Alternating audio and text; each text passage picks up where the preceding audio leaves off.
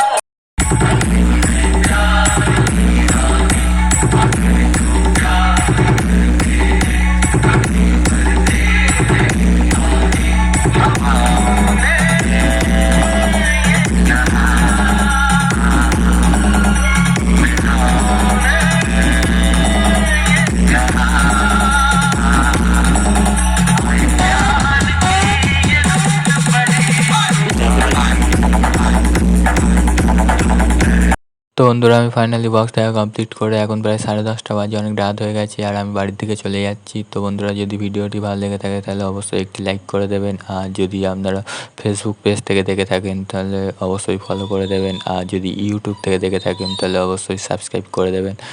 আর দেখা হচ্ছে পরবর্তী ভিডিওতে, আর আপাতত বাই বাই।